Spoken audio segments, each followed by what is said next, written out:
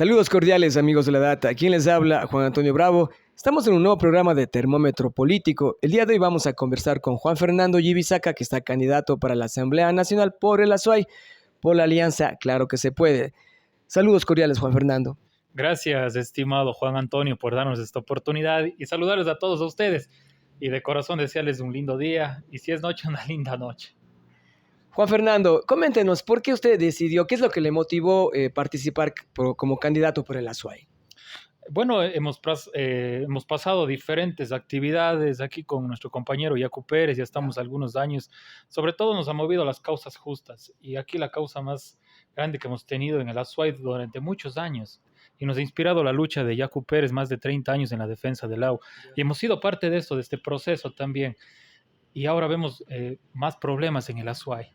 Pero ¿por qué hemos decidido salir?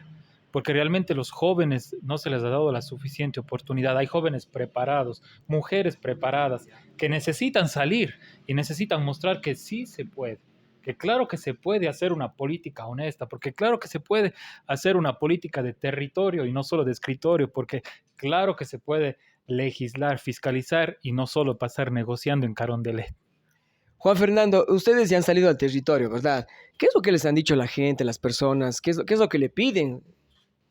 Bueno, estuvimos recorriendo lo que es Paute, vamos a recorrer Gualaceo, vamos a recorrer Chordelej, y aquí en Cuenca, en las diferentes parroquias rurales, y lo que la gente nos ha dicho, que cambiemos la historia, que es el momento de Yacu Pérez, que nos han robado las elecciones, y que esta vez va a ser el tiempo de los honestos, de los trabajadores, y también hay una preocupación muy grave en la vialidad.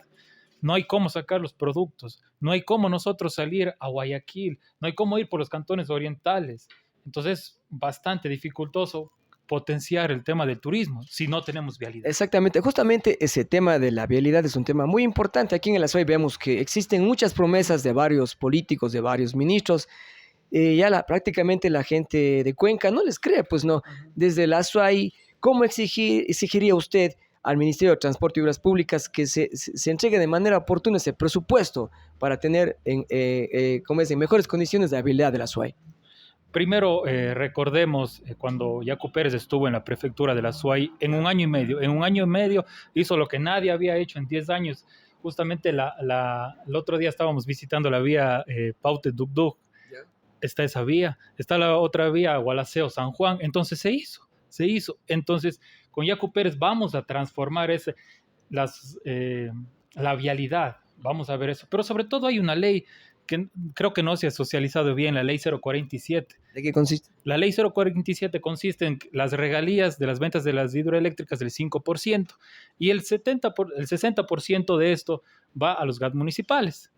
Pero vemos que no nos alcanza, entonces nosotros haremos una reforma a la ley 047 porque no se las ha hecho técnicamente, un estudio técnico. Simplemente ahorita es una ley muerta. Es un papel solo escrito, pero no se la hace, no se la ha hecho bien. Necesitamos más presupuesto para el Azuay. Nosotros somos la tercera provincia que más recursos da al Estado. Entonces, imagínense recibir el 5% de la empresa hidroeléctrica Paute, que damos energía a muchísimo el Ecuador. Entonces, ¿de qué nos sirve tener una hidroeléctrica si todos esos recursos se van hacia otras provincias? Entonces, vamos a exigir, vamos a hacer una reforma a la ley 047 y aumentar, ahora es el 5%. Están viendo los técnicos la posibilidad de ver el 8% de aumentar y tener unas vías de calidad. Muy bien, Juan Fernando. Conversemos un poquito del tema de la inseguridad, ¿no? Usted una vez que llegue a la Asamblea Nacional, en el caso de ganar, ¿cuál sería su propuesta para luchar contra la inseguridad? Ahora vemos que en redes sociales últimamente que continúan los robos, continúan los asesinatos, y más que todo la gente ya no cree en la justicia, pues no, hay delincuentes que escogen la policía, están presos y al poco tiempo salen libres, y eso causa indignación en la justicia. Así es, con Yacu Pérez se va a transformar eso, se va realmente a cambiar. Hay diferentes leyes, como digo, siguen siendo leyes muertas, no se las aplica. Tenemos que reformar el COESCOP, tenemos que ver las competencias también, porque hay el tema de seguridad ciudadana es muy importante, pero que ellos también asuman la competencia. Asimismo, nosotros como ciudadanos, asumir la corresponsabilidad. Tenemos que unirnos todo. Hay una propuesta muy, muy, muy fuerte aquí, justamente es la infraestructura a los policías, darles más insumos, más instrumentos, porque Yacu Pérez el primer día de su mandato va a poner en primer orden como prioridad la seguridad. Entonces eso hará que se destinen mucho más recursos a los insumos y a los policías, pero sobre todo mejorar la infraestructura policial, la inteligencia. Por eso queremos también poner en las fronteras, hacer con inteligencia artificial y poner inclusive drones por el paso de las drogas. Entonces eso más o menos nos costará de 1 a 2 millones de dólares de presupuesto poner en las fronteras drones. Entonces eso hará que podamos revisar por dónde pasan las drogas y podemos patrullar las 24 horas, los 7 días de la semana. Y otra cosa muy importante también aquí, tenemos que atacar las causas. Tenemos que acabar quiénes hacen los delincuentes, quién es la fábrica de la delincuencia. Tenemos que acabar eso. Tenemos que mejorar la educación. Tenemos que mejorar la empleabilidad.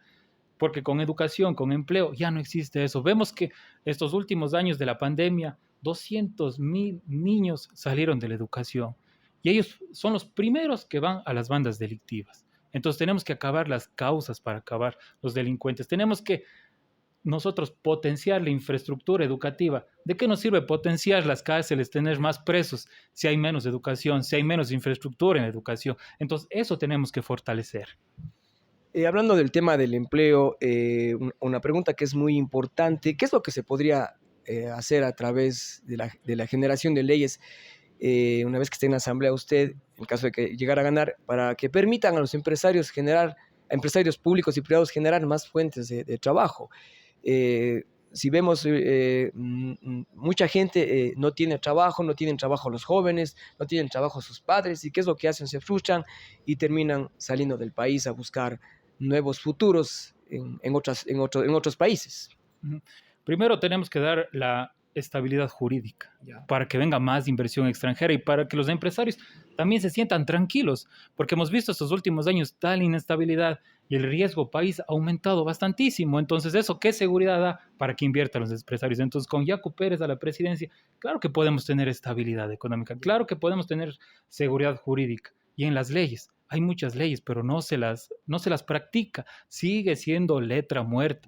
Tenemos que nosotros desde la Asamblea Nacional impulsar la ley en defensa del trabajador autónomo y del comerciante minorista. ¿Qué hace esta ley? Obliga a tener a cada uno de los GAT municipales una ordenanza y que desde ahí se haga un presupuesto y ese presupuesto se convierta en infraestructura, se convierta en seguridad en las plazas feriales, en los recintos feriales, y eso aumenta el empleo, la seguridad y la tranquilidad. También hay una ley para las mujeres, la ley del impulso a la economía violeta. ¿Qué hace esta ley? Justamente ve a las mujeres víctimas de diferentes violencias, de la violencia patrimonial, de la violencia de género. Se dará prioridad a ellos en darles el trabajo, el empleo, de los microcréditos, y justamente no se lo hace. Hay la ley de juventudes. Decimos que en la ley de juventudes no exigen el currículo, no exigen los años de experiencia. Eso dice la ley, pero no se la aplica. Entonces, si nosotros revisamos, si nosotros fiscalizamos a los entes públicos y privados, tenemos que garantizar eso, que haya la empleabilidad. Hay otra ley inclusive del fomento al emprendimiento joven. Tampoco hay las bolsas de empleo. Solo es letra muerta. Tenemos que desde la Asamblea Nacional... ¿Cómo apoyar al emprendedor? Eso, justamente con esto. Nosotros con Yacu Pérez vamos a dar microcréditos de 500 a 5.000 dólares con tasas preferenciales. No queremos que nos mientan como este señor que está por salir, que nos dicen al 1% a 5.000 dólares. Y mire, piden primero 4 o las 3 últimos roles de pago. Piden un terreno. Entonces, los requisitos. Entonces, ¿de qué hablamos? Usted ve una unidad familiar productiva. Ellos no tienen un vehículo, ellos no tienen un terreno, ellos no tienen acceso a los créditos. Entonces, tenemos que dar un verdadero acceso al crédito a nuestros hermanos del campo que ya vimos en pandemia. Si no está reverdecido los campos, si no está fortalecida la producción, la agroecología, no comemos aquí los de la ciudad. Entonces tenemos que fortalecer muchísimo esto con los microcréditos y con las leyes, que ya existen leyes, pero lamentablemente los asambleístas se han dedicado más a estar negociando antes que hacer que esa ley se aplique. Muy bien, Juan Fernando. Juan Fernando, vamos a